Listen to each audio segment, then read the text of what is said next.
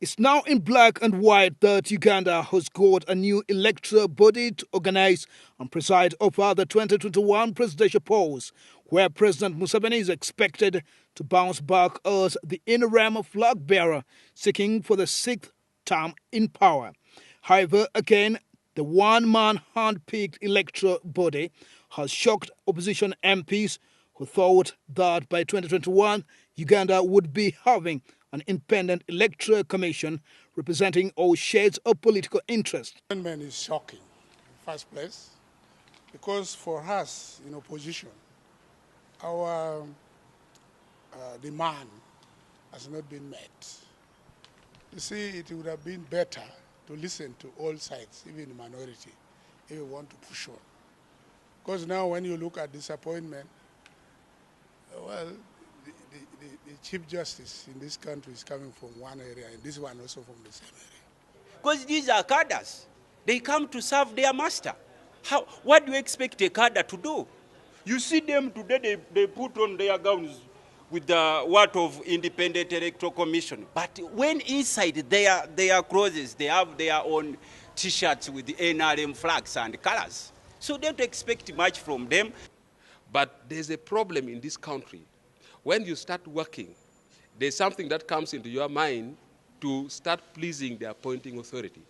That is where you see them diverting away from their professional work that they're supposed to do. With this total breach of the proposed electoral reforms by both the independent electoral observers in the just concluded polls and Ugandans to the 10th Parliament, what should be the remedy to sort out this legal dilemma? And if you have to have successful elections at all, these are people who can be harassed, can be manipulated, because this is the handwork of His Excellency, the President. And in the House, it is not going to be easy for them to be approved by all the members of the House. Unless we change the law, unless we reduce the powers of His Excellency in terms of appointing these people who are supposed to man electoral commission, there's nothing much that will change. It will be a continuation of the same crisis. Actually, these same people who have just been appointed will do actually the same, or will actually act the same as Chigundu's commission has done. They should not think of pleasing the appointing authority, that is the president. There, they will organize very good and democratic, transparent election. But the moment they divert, it will be a calamity to them. And another appeal I would like to appeal to them is that when you are working and serving this nation, you must know you have been appointed. This is a test for your integrity. Therefore, keep a very good legacy for your children. In spite of these proposals, the vetting committee of Parliament, chaired by the Speaker of Parliament, Rebecca Kadaga, is expected to vet the newly appointed electoral body leadership next week. On the current Electoral Commission board, I am appealing to the Speaker of Parliament and the committee in the appointment committee just to look at the country, to look at the nation. They should not bow down and fear the appointing authority, that is the President of the Republic of Uganda and the chairman of the NRM party. They should not have any small fear into their heart. Let them tell the President the truth, that we need balance in the offices of the Electoral Commission.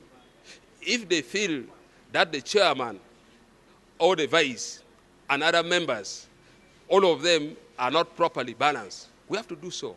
And if you don't listen to even the minority, that is where the problem comes up. Because the vetting, even show they're the majority. So there's nothing we are expecting better.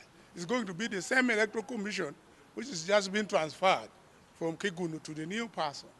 So that's all. There's nothing, no thorough auditing. Because you see, democracy, an internal democracy for each party, that is where the source of our problem begins. And then if it happens, then it is what they call a miracle. Because these are the same people who have aspirations of their master. They can't do in the opposite of the interests of the master. And you are aware that even the vetting committee itself is not independent. The big man has the number. He's not a fool to send people to a committee where he knows that he will register failure. So he's aware that whatever type of people, unless the big man is not interested, there is nothing which is impossible in the hands of President Museveni. It's only one thing which he can't do, changing a man into a woman. The rest he can do. But is the Speaker ready to stand the test of time to exercise a thorough audit on members of the newly electoral body? Kadaga, she's a very strong lady. But Stronger before Parliament. But the executive, she's nothing. but no, inside her, she has respect to the chairman. That is the president. That is why you remember sometimes back when every member of parliament were praising Kadaga to become the president in the future. You saw what happened. His Excellency, the President Yoweri Museveni, the man is so fearful. The moment you try to rise up, he will make sure he beats you down up to the ground.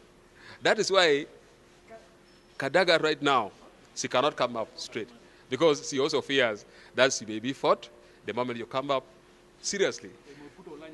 That is our fear. but all in all, for her, she's a very strong woman. She's so potential, and she can tell you straight at the face. But because of the party affiliation, she respects the president. However, the proposed electoral reforms to Parliament now hangs in a balance. These are just rhetoricals. Every day we demand it. Do you know what they do? They just put a mere word, independent. But the rest of the actions remain as they have been. So as much as we try to demand for independent electoral commission, you can't get it from this government because they are not for justice. They are all the time after injustices. So if you want equity, they can't provide it because it's where they benefit from.